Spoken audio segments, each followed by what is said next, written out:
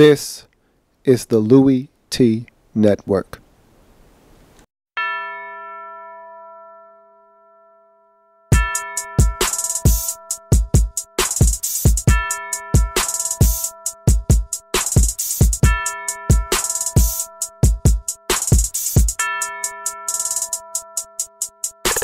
See, first come the preseason, and I don't take a day off. And then my team was 6-10, and we ain't smell a playoffs. Yeah, I seen the Super Bowl, but I heard they just play balls. A lot of teams had injuries. Sam Bradford had to take off. Go hard in the offseason, but you don't know the half. Before you know, we gon' look up, and we ready for the draft. They dressed up in that suit top, and I don't know how to act. They waiting, so patient, so they can put on that hat. Who else could it be? But your man Luke. Okay, so when she asks you where you at, you tell her you in the lab room. Who else could it be? Who? But your man Luke. Okay, so when she asks where you was at, you can tell her you was in the lab room. Yeah.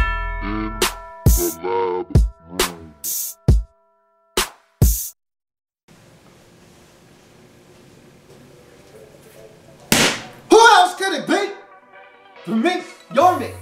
Louie T, welcome. You are in the lab room. Of course, I'm your host, Luke. Thank you for joining me on the Week 6 edition of the Hurry Up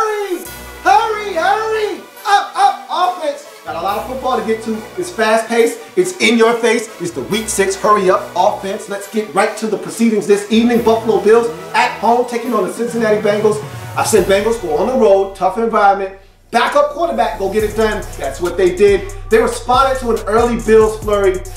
Bills came right down the field, scored a touchdown on their opening possession. They responded with 17 unanswered points to the Cincinnati Bengals. Really good job of weathering the storm early in the ball game and getting it done. Thought they had great field position, whether it be because of turnovers or Adam Jones, the cornerback formerly known as Pac-Man, getting it done in the returns game. He's been stellar for them since he took over that position some 3-4 years ago. He's been awesome and he continues to be that way. Almost broke a couple more punts for big gains in this football game. He's dangerous each and every single time he touches the football. Good to see Darquise Dennard get involved on the defensive side of football, picks off a pass in the slot. Poorly thrown football by E.J. Manuel. I don't care. He throws it till you catch it. That's what he did. Gave the Cincinnati Bengals a short field. They took advantage, got some points on the scoreboard. And so I thought they did some really good things in this game on the road against an aggressive Bills defense. They were able to handle that environment. I thought the defense did a really good job of going out and flustering E.J. Manuel. They needed to do that. Don't give them any confidence. Don't let them hang around in the ball game. Take care of business. And for the most part, that's what they did in this ball game. Marvin Jones, good to see him back in the saddle because last year we saw the struggles of this football team and the lack of playmakers opposite of A.J. Green when he was healthy. Good to see Marvin Jones back on the field and making big plays. Beautiful throw by the Red Rifle. And an even better catch by Marvin Jones downfield over the shoulder. Defender draped all over him. It did not matter. Made the catch. Also got in the end zone in this game. Marvin Jones being an impact player, which is what they need him to be in this offense. And like I stated before, Red Rifle, what an awesome start to the season for this guy. He's really coming out and assuming that new role as leader on this football team. Andrew Whitworth passed that torch over to him in the offseason, and he's running with this new role, and he's playing on the field the way that a leader is supposed to play. Lead by example. That's what Andy Dalton has done this season. But again, I've said it before, I'll say it again. I don't care what the Cincinnati Bengals do in the regular season. It is of no consequence to me. What I care about is what do you do in the postseason? When the games matter the most, what do you do then? That's what I'm waiting on from the Cincinnati Bengals team. They're going to make the playoffs. Don't know if they're going to win the division yet because the Steelers aren't struggling without Ben Roethlisberger. Still think the Steelers are the best team in that division. However, they're off to a hell of a start at 6-0. Playing some great football. Let's talk about the Bills in this football game. Fast start by the Buffalo Bills. Thought they had a great game plan coming into the game. Shady with the big run. Charles Clay with the catch early on. And then E.J. Manuel, student body right into the end zone. Great start to the game, but after that, things started to bog down, which is what I expected. E.J. Manuel struggles at the quarterback position. Got to back up in the game. The offense hasn't even been that sharp with Tyrod Taylor in the game. So to see them struggling on the offensive side of football did not really surprise me. Huge 15-play, 86-yard drive to end the first half, though, to get the Bills in the end zone. Samuel Watkins, give it up for Mr. Samuel Watkins, getting getting his hands on the football, catching it, and adjusting to a poorly thrown E.J. Manuel football, injures himself on the play. He did not return in the game, so that's a costly touchdown, but it did put them back in the ball game at 17-14, gave them some life going into the halftime break. However, that would not last long. Cincinnati dominated the second half. Bills didn't score again until the game was well out of hand, and so it was a tough game for the Bills offense, but what I was most disappointed with was the defense. Again, Andy Dalton all day to throw the football, no pressure from this Bills defense. You invested a lot of money along that defensive line for guys to get to the quarterback. You did not see them get there. Don't feel bad. That offensive line of Cincinnati, one of the best in the league, year in, year out. They're one of the best in not allowing sacks, so not getting to Andy Dalton, not much of a surprise, but still, when you spend that kind of money along your defensive line, you expect some production. You got none of it in this game, and to me, that was the difference. Not being able to get off the field on third downs, giving up conversions, giving up plays down the field. Tyler Eifert with that catch in the end zone. No pressure. No pressure was the difference defensively, and which is why the Cincinnati Bengals were able to put up 34 points and win this game 34-21 and go to 6-0 on the season. Bills dropped to 3-3. Another tough loss, but without Tyrod Taylor, it was going to be tough for you to come and win this football game. You move on to the next matchup. Houston Texans on the road taking on the Jacksonville Jaguars in a little bit of AFC South family business. Very disappointed in the Jaguars. I'll get to them later. Let's start with the Texans, who were the victors in this game. Arian Foster is a stud. Duh. I'm not telling you anything you don't already know. Let me tell you who else is a stud. D-Hop. That guy is amazing. I'm telling you right now, give him one more year. He's going to be top 3 wide receiver in this league. Right now, he's in the top 6, top 7, somewhere in there. This guy is a beast. Every single week, he's putting up 100 plus. You can't stop him. Doesn't matter who you put on him. It seems like he's catching the football. His hands, I already talked about his hands when he came into the league. When he was at Clemson, he caught everything. I said, this guy's hands are amazing. You're starting to see it now, and all of a sudden now, this Texans offense has a life because Billy Ho is your best option at quarterback. I don't want to admit that because he's not a guy that you can win with on a consistent basis and a guy that you can move forward with. He's not a franchise quarterback, but he's better than Ryan Mallett. And I was huge, and I was a big catalyst for giving Ryan Mallett a chance. I've seen enough. I know what he is. He's not a starter either. So you're really kind of in a box if you're the Texans, but you got to play Billy Ho. Brian Hoyer is your best option at quarterback. He showed you that in this game as he got it done and helped you win. Career day for Andre Howe at cornerback. Had the interception right before the half, which was huge. They were going to get points with the Jaguars. That took points off the scoreboard. And then the pick 6 to really do damage to the Jacksonville Jaguars' chances of winning this game. That was huge. He had a big day, and that was one of the reasons why the Texans were able to come away with the victory in this football game. Texans outscored the Jaguars 21-6 in the fourth quarter. That's why you won the game. That's winning time. Fourth quarter, winning time, that's when you need to play your best football. The game was 14-10, Jags up, and you went on a 21-6 run, put the game on ice, and ran away with this one on the road. Big win for you. Again, it's Jacksonville. I don't want to tell you get too excited, but again, any win in the National Football League is a big one. Texans get it done 31-20 on the road. You go to the Jacksonville Jaguars, very disappointed, man. God damn it. These are the type of games you're supposed to win. That Texans team was reeling. You had them on the ropes, you let them off the hook. Jags played well for 3 quarters, take a 14-10 lead with 5 seconds left in the third quarter on a touchdown to Juice. All hell breaks loose in the fourth quarter.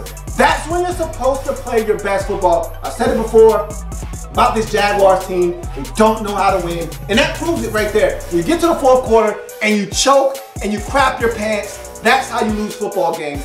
Too many mistakes in the fourth quarter. You can't make the type of mistakes this team made in the fourth quarter and expect to win. Blake B, you can't throw 3 interceptions, have 2 of them be costly. One takes points off the scoreboard right before halftime. The other puts points directly on the scoreboard for the Texans. That can't happen, but it did. And you're actually having a really good season, but those mistakes, when they happen, are huge, and you're making too many of them at inopportune times. Jags severely missed Dante Fowler Jr. It's hard to miss what you never actually had, but damn, you need some pass rush. That's why you drafted him. You can't get to the quarterback. You've never been able to get to the quarterback, and that's why when Billy Ho slices and dices you, you have a problem, and that is exactly what you have. You don't have enough pass rush, and that's your problem right now. Pass rush can mask a lot of deficiencies. You don't have any, so you lose 31-20 and drop another football game that you had a really good chance of winning because you don't know how to win. You move on to the next matchup, Miami at Tennessee. This one got ugly quickly, and I expected something along these lines, not 38-10, but I expected the Dolphins to come out and play inspired football. They're the better team. They were supposed to win this game. I just didn't think they would win by 28 points. Dolphins came out very motivated, aggressive, and physical. They came out a different team. You could tell that the message was preached. Let's be more physical than the other team. Let's be a little bit more aggressive than the other team. Let's come out and show that we're not lying down for the rest of this season. We're 1-3. We have a shot. This season is not over. Let's show them that they're going to be the first of a number of teams that get out physical when they play the Miami Dolphins. Mission accomplished. They hurt Marcus Mariota. Now I'm hearing that it was done on purpose. If you watch the All-22s, I'm going to go back and take a look at that. I want to see if Olivier Vernon actually looked like he did that intentionally. You can never tell what intent is. It doesn't matter. They were harassing Marcus Mariota regardless of what. He got injured in this game, sure, but they sacked him 5 times. 6 in all, but 5 in the first half. They forced him to fumble twice.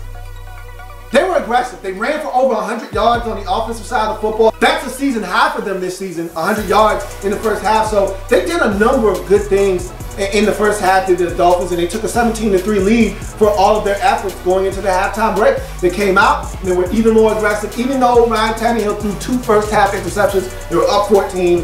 They came out, Rashad Jones with a pick 6 to give them a 24-3 lead. At that point, I knew this game was done.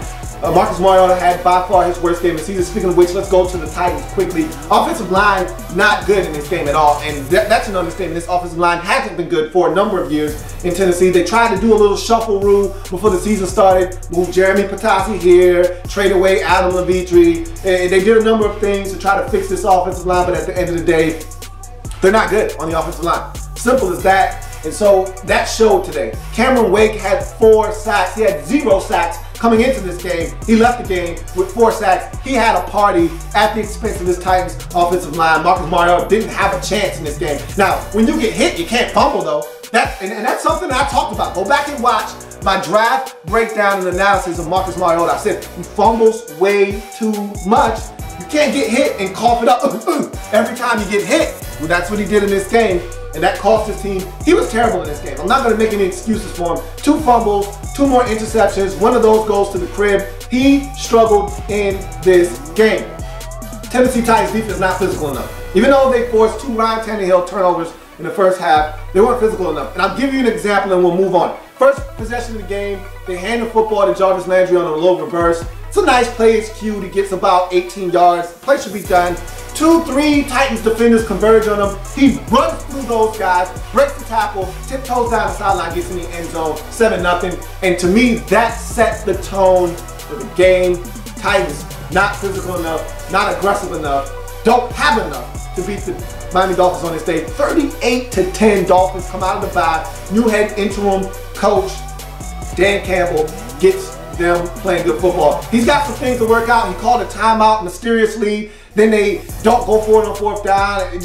There's some things he's got to iron out, but that's what you expect from a guy who's never been a head coach before. A lot of responsibilities on game day for a head coach. He'll figure it out. But 38-10, I'll figure it out with a smile and a W moving on to next week if you are the Miami Dolphins. You look at the next matchup, Arizona Cardinals at the Pittsburgh Steelers. This is one that I predicted correctly, and I thought the Steelers could come out play some inspired football. Arizona, not really sure what they're going to do on the road against a tough opponent. They beat up all the little sisters of the poor, but when they start playing better competition, I wanted to see how they did on the road. Steelers, to me, this was more about the Steelers than the Cardinals. I said the Steelers, sneakily, the defense is coming along. I wasn't sure what I was going to get out of the offense, but I said the defense, they're starting to really get it in Pittsburgh. If they can just find a way to keep this Cardinals high-powered offense down, they got a shot in this game. Let's talk about the Cardinals. Mistakes plagued the Cards in this game, especially in the first half. You had a fumble on the first possession, which stopped the momentum. You had a really good drive going. Then you have a personal foul penalty on that possession to really push you out of field goal range and make you have to punt instead of getting any points on that possession. Then you had 4 personal foul penalties in the first half. You were really bad in that department in this game, really undisciplined, which is not something I'm accustomed to with this Cardinals football team. You had an interception, a missed field goal, and you were only up 10-3 after the first half in a half that you dominated. You really dominated that first half of football. You went up and down the field, it seemed like, at will, but you only had 10 points to show for it because you made too many mistakes in the first half, which allowed a team like the Steelers to hang around, which is what they did on Monday Night Football versus the Chargers. They hung around until they were ready to strike, and that's what you did. You let them hang around until they were ready to get their act together and strike, and that's why you lost this football game.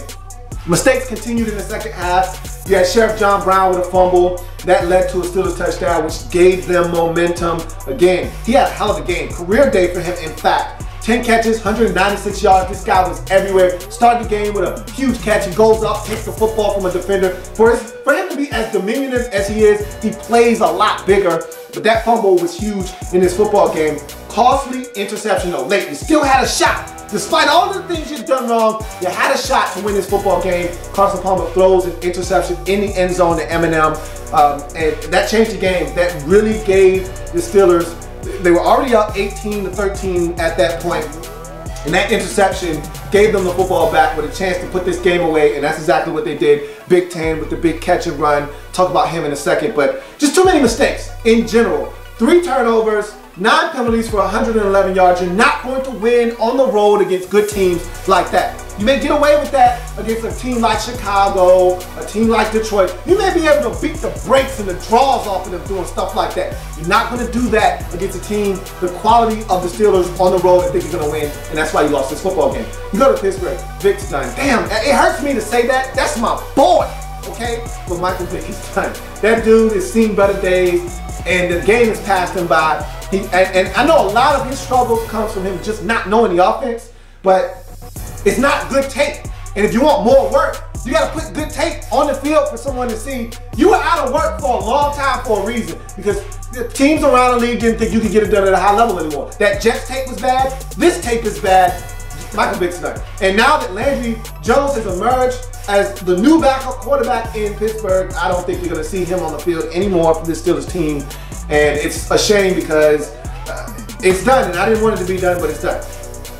The D bit, but it never broke in this game. You gave him a ton of yards. Over 460 yards of total offense for the Arizona Cardinals in this game. They were dominant offensively with the Cardinals, but they were dominant from 20 to 20.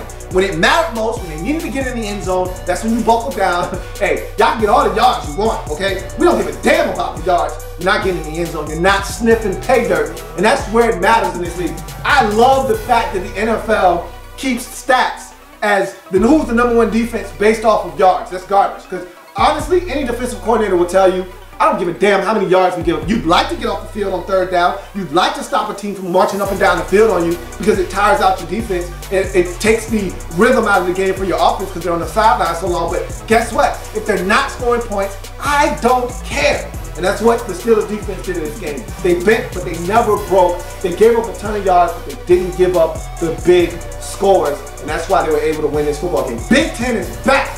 Guess who's back? Big Ten is back in the house. I told you this boy is the truth. And if he was in the lineup, I'm telling, and I said this, and I know a lot of people laughed at me when I said this. I said if he was in the lineup week 1 versus the Patriots, they win that game. I'm not playing with you. This dude is a difference maker, okay? That combination of height and speed, nobody wants it with that young man. And Tones isn't even getting off right now, okay? He can't wait till, speaking of Tones, he can't wait until Big Ben comes back. He's so frustrated, it's not even funny. There's one play, after a 3rd down, Landry Jones throws the ball behind him on a 3rd down. He's open, and they have to punt. And he's walking back to the sidelines, giving Landry Jones a piece of his mind, boy. I mean, he's giving it to his ass. Like, goddamn, I'm open. The hell you doing? It was bad. This man is frustrated. When you're used to catching 5+ balls every week, and all of a sudden now, you can't catch 2 or 3 balls, it's frustrating. It's really frustrating for Tones. He'll be all right. Ben will be back and everything will be fine, but he's frustrated right now. Steelers have found themselves a new backup quarterback, and Landry Jones already touched on that. And that was awesome to see him come in and do the things that he did in this game, because the Steelers didn't have any confidence in him. That's why they went out and got Michael Vick. They said, hey, Brad Gradkowski went down. We don't trust you, so we're going to go out and get Michael Vick. That's essentially what they said. So for him to come in and say, hey, you can trust me now. You don't need Vick anymore. I can do this.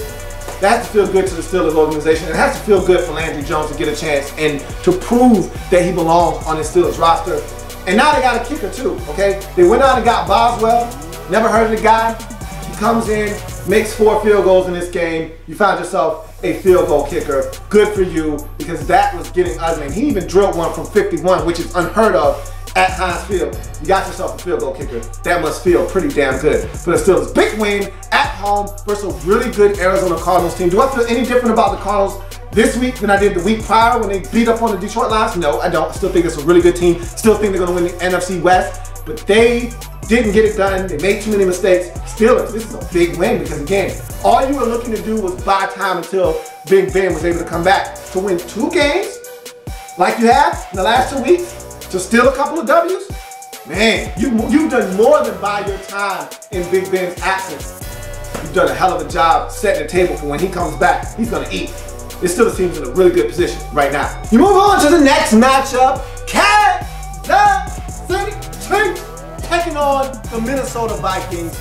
Big game for the Vikings coming off the bye week. You feel good about yourself. This is a wounded Chiefs football team. Care of business, Minnesota. And so for them to come in, jump out to an early lead, I felt good about what they were doing in this game. We'll talk about Minnesota and how they were able to preserve the victory, but let's talk about the Chiefs and their struggles first in this game. The offense struggling to string together positive plays. That's the biggest issue with me with this team right now on the offensive side of the football. They'll get a chunk here, then they'll go 3 and out and have to punt. They'll get a chunk hit there, and then next thing you know, they got a penalty, they're moving backwards, and then they got to punt the football. They're failing to put together drives that yield touchdowns. They're struggling right now because they're not putting together enough positive plays in one stretch of football, which yields points. They're struggling on the offensive side of football. No Jamal Charles makes that much harder on the offensive side of football. They can't get it done right now.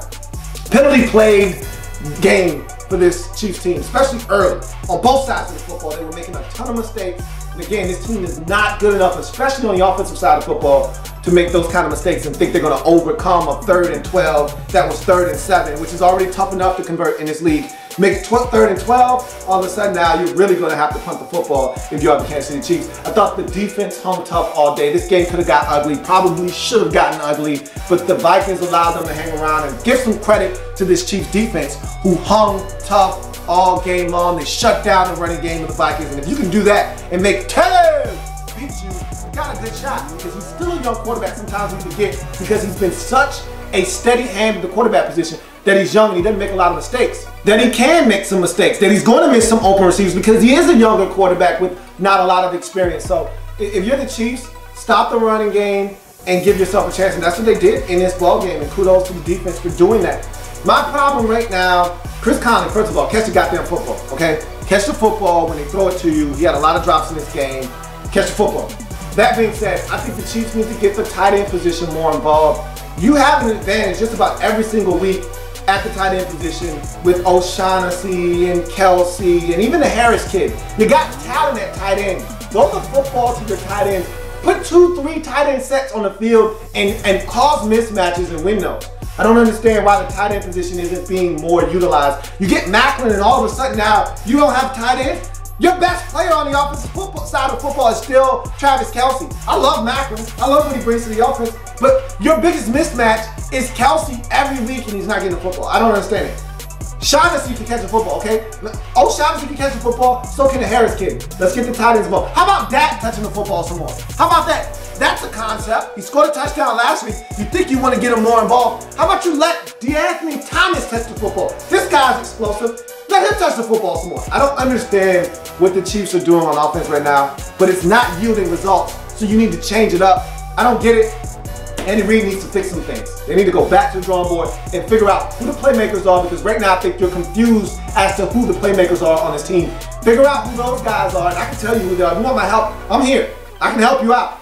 Figure out who the playmakers are, get them the football. You're not doing that enough to win football games. Should have sneaked on quarterback sneak on 4th and 1, okay? That was a bad decision to turn around and hand it off. You hadn't been run blocking well all game long. That's an aggressive Vikings front. Quarterback sneak the football. You needed 6 inches. You turn around, you hand it off, and you lose about 1.5 yards. Bad decision, and you needed points at that time. I don't have a problem with being aggressive and going for it on 4th down. I have a problem with the play calling in that situation. Marcus Peters, my God, MP. Boy, I love me some MP. That young fella there, he's a problem. Love what he brings to this Chiefs defense. If only you were getting pressure on the quarterback like you used to, that young fella would be probably have 6 interceptions by now if you were still getting the same type of pressure you used to get on the quarterback. But that's another story for another day. Just know that that interception he had in the game changed the game, led to an Albert Wilson touchdown, and all of a sudden you're right back in the game at 13-10 after really being dominated the entire afternoon. But that Charcantric West fumble, nailed in the coffin, and that's what bad football teams do. They find a way to lose instead of finding a way to win at the end of the ball game, and that's exactly what the Chiefs did. Let's go on to the Vikings quickly. You must know thy opponent, okay? Know thy opponent. Know who you're playing. Why are you trying to force it on the first possession when you were going to get a field goal? It's okay to kick a field goal. You're playing the Chiefs. They're not going to score a lot of points. Know thy opponent. Take the point. Don't make that mistake, Teto. Okay, if you're playing against Green Bay and you need to get a touchdown because you know Aaron Rodgers and company going to score 31, I get it. I understand the need to want to force a throw and maybe make a mistake or two. This is the Chiefs. 19 points will win you the ball game. Hell, 16 win you the ball. Hell, 13 would have, 11 would have won you this game. They only scored 10 points. Know thy opponent. Know that you need to get the points there and not force the interception. Aggressive defense for the Vikings in this game. They held the Kansas City Chiefs to 58 total yards at the halftime break. Again, the Chiefs not really lighting it up on the offensive side. Don't help them. Don't allow them to wake up. And that's why the Vikings were out there being aggressive and holding them down. The run game was stifled all day. Offensive line was atrocious. I thought Teddy was running around a little bit too much for my liking because he wasn't comfortable in the pocket. AD wasn't able to get, wasn't able to get going. And you better stop fumbling the goddamn football, AD. I know you're a hell of a back. Still the best in the league and best in the business. But them damn fumbling issues, they creeping back up. I remember a couple years ago, you were terrible, man. You were terrible with the football. You fumbled. It didn't matter when, what type of game, what time of the game. It didn't matter when you were playing. You put it on the carpet. Then you stopped doing that. Now you're doing it again. I'm gonna need you to tighten the hell up. Okay, 2 more fumbles in this game. Can't happen. Won't happen. Gotta tighten up. Stephon Diggs, man. Boy, it's the truth. That boy is the truth, man. I've been telling people about that. I wanted Stephon Diggs. And I love my Jamison Crowder as a Redskins fan, but I wanted Stephon Diggs. Look, he was right in the Redskins' backyard, coming out of Maryland. I was like, take that kid, man. This dude is the truth. And the Vikings are slowly starting to figure that out. Not long before he's your #1 option at the wide receiver position. I like Charles Johnson a lot, but this Stephon Diggs kid, he's the truth. Huge stop at the end of the third quarter. Going into the fourth quarter on 4th down. Tremendous stop. I talked about what the Chiefs did wrong there. If that's not your problem, they called the wrong play, you went out, you got the stop. Excellent. That gave you some momentum going into the 4th quarter because Chiefs were moving the football, the game's getting kind of tight. That stop gave you a little bit more time and a little bit bigger margin of error. Big drive to get the field goal late to make it a 6-point lead, to force the Chiefs to have to score a touchdown. Your whole mentality switches when it's a 3-point game versus a 6-point game where you need a touchdown. So that was huge to get the field goal late to make them have to score a touchdown to beat you. But Teto missed a wide open Ellison. But that play on 3rd down, come up in the pocket, scramble just before you get to the line of scrimmage and throw a dart on like 3rd and 18 to Stephon Diggs was huge. So I'll give him some credit for that, but you also missed an open Ellison that would have extended that possession, possibly got you a touchdown and really put this game out of reach. But all in all, you get the win 16-10. You better tell your damn Anthony Barr, you better tell your 2nd-year linebacker to get his ass in gear. He almost got the Jackass Award for the week. If that personal foul penalty was called before the play was over with and y'all didn't actually get the ball and possess it, that would have been huge. That would have been 1st down, Kansas City, 15 more yards. Yikes. That we would have been talking about that instead of talking about this win. We'd have been talking about that had you lost this game, but luckily enough for him. That's just dumb. Be smart, okay? Be smart. High football IQ. There's a time and a place to talk trash. That's not it right there. Figure it out, okay? You get it done though, 16-10. Take your record to 3-3 on the season. You're right where you need to be in this division. This is a bad division in the NFC North. Just hang tough. You might be able to sneak yourself a playoff berth if you just continue to play solid football. You move on to the next matchup, and this one actually turned out to be a barn burner. Didn't see it coming, but that's what we got. Denver Broncos at the Cleveland Browns. What's up with the birds being on the field in Cleveland? Like, don't you have any respect, pigeons? They're just on the ground, eating like a football game's not taking place right behind them. Get your ass off the field, man. What are you doing? Anyway, Denver Broncos side of things, Peyton Manning, 3 more interceptions. Peyton Manning leads the league in interceptions. Oh my God, I can't believe I'm even saying that. Peyton Manning leads the league in interceptions, man. That's mind-boggling. 3 more of them things, including a pick 6 in this game. Wow, it was Peyton struggling. And you know what was crazy? Peyton's never had great arm strength. Never. And this goes all the way back to his days in Indianapolis. He was always an anticipation, timing guy, and he had enough zip on the football to get it where it had to go. Wasn't always pretty, wasn't always a tight spiral, but the mental capacity was what separated him from everybody else. He didn't make the mental mistakes, okay? You picked him off because you got in his brain and you made a great play, not because he made a poor read or he ignored a defender that was there and tried to fit it in.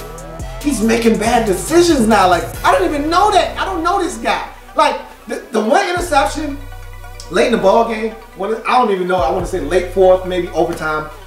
Barkevius Mingo is standing right there and Peyton says, I'm going to loft it over. He won't be able to get up. He's 6'4", Peyton, just in case you didn't know, I'll tell you. He's 6'4", probably about a 78, 80-inch wingspan, something crazy like that. Anyway, it doesn't matter.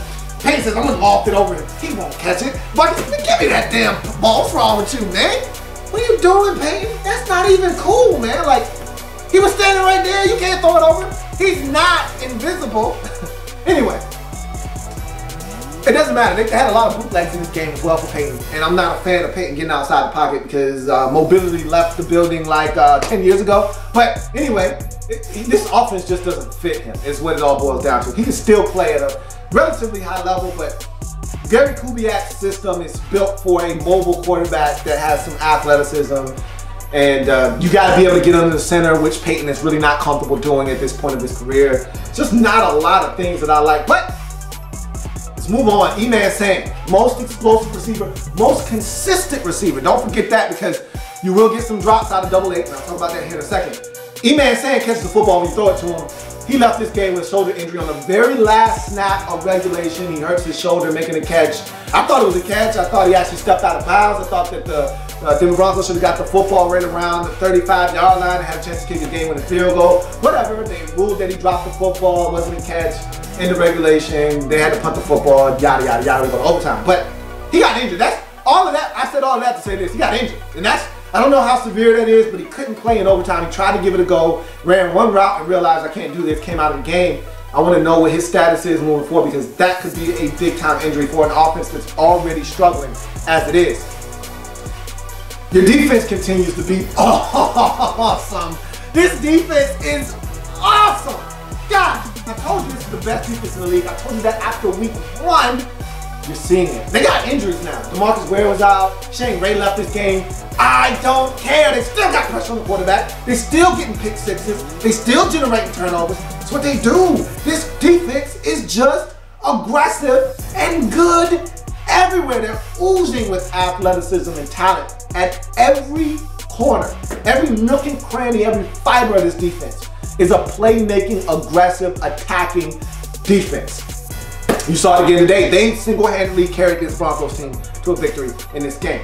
Ronnie Hillman, he fits this ZBS scheme, or ZBS, much better than their other running back, C.J. Anderson. And that was apparent. Hillman goes over 100 yards in this game. C.J. Anderson continues to struggle. He had some nice plays in this game, especially late when they were looking to get that field goal to win the game. But Ronnie Hillman is the best fit for this offense, and you're going to continue to see that as the season progresses. As he continues to get a little bit more touches than C.J. Anderson, wouldn't be surprised if he just fully takes over the lion's share of the carries and is the guy at the back position for this Broncos football team. Big drops by double-8 Demaryius Thomas in this game. Had one in regulation, had one in overtime. That's the problem you have with Demaryius Thomas. Had one early in the game. He's going to drop football. For all the big things that he does, he's going to have concentration drops. That's just a part of his game. That's why E-Man saying is so important because he's not going to drop football. He's going to catch it. He's going to make plays after he catches football. Double-8's going to drop football sometimes. But he's going to make some big plays too. That's why they pay him the big bucks, but he needs to catch the football. This version of Peyton Manning can't afford the drops. The old Peyton Manning, oh, don't worry about it. We'll get it back on the next snap. Don't worry about it. This Peyton Manning needs you to catch that 24-yard dig route, okay? He needs that. He can't afford for you to drop that because the next play is going to be an interception because he's trying to get them 24 yards back that you just dropped. Catch the football. You move on to the Cleveland Browns. Carlos Dansby is a beast. Carlos Dansby has been so good throughout his career at picking off passes. You would think that at his ripe old age of 87, he wouldn't be able to do it anymore. 2 more in this game, 1 pick 6 included. This guy is amazing when it comes to picking off passes throughout his career. Browns hung tough in this game. I tried to write him off when it was, I want to say it might have even gotten as high as 13-0. I know it was 10-0 at one point, and that was early in the ball game. I think it might have even gotten to 13-0. I was ready to write these boys off. Oh, you about to get blown out. Browns had none of it. They were having none of it. They hung tough in this game despite a failed 4th down. They had a pick 6, a forced fumble. They had sacks. All of those things happened to them, and they still hung around in this game.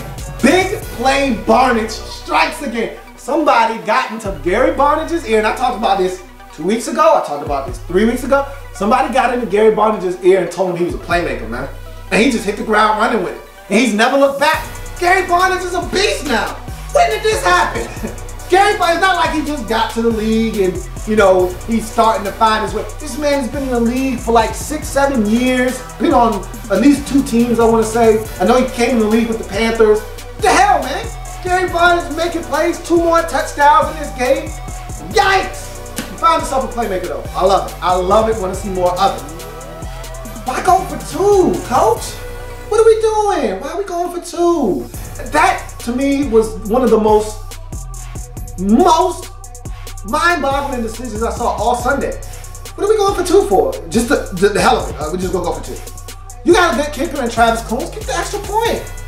They went for 2 when they didn't need to. I want to say score was 20-23 at the time. I don't remember what the point was. You didn't gain anything by going for 2.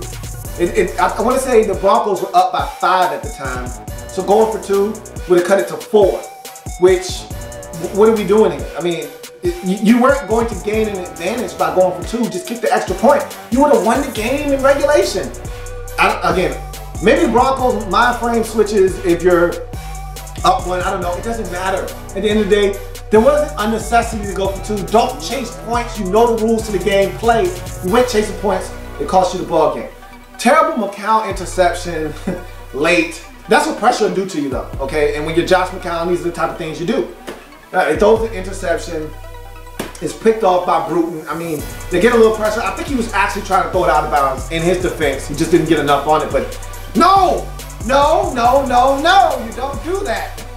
Do it right to Bruton. You won't get an easier interception. And that's why this Broncos defense is so good, because pressure busts pipes. They put pressure on him, and it sprung a leak, and that's your end result, an interception by Bruton to secure the game, because they were going to get points, I think, on that possession and win the game 26-23 in regulation. That interception allowed them to get to overtime and have a shot. All in all, Broncos get it done in overtime. They are able to withstand a bunch of bad mistakes by Peyton Manning and win this game 26-23. I'm telling you right now, the Broncos are a Super Bowl contending team because they're not relying on the offense anymore to win football games.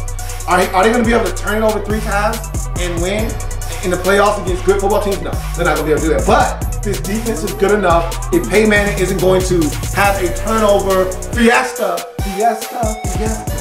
if he's not going to have a turnover fiesta and allow the other team to get 3 or 4 takeaways, if he just has a solid game, he doesn't have to have an earth-shattering game anymore. This defense is good enough to win them ball games, and that's why I think this Broncos team is equipped with enough stuff to take it the distance. This season, they get it done. 26-23, stay undefeated on the season at 6-0. There's plenty more where that came from. While you're here, subscribe to the channel. If you want more Louie T, be sure to follow me on Twitter at @InTheLabRoom, or you can like the Facebook page at In the Lab Room. That's In the Lab Room on Facebook and at In the Lab Room on Twitter. Don't forget, subscribe to the channel if you haven't already done so.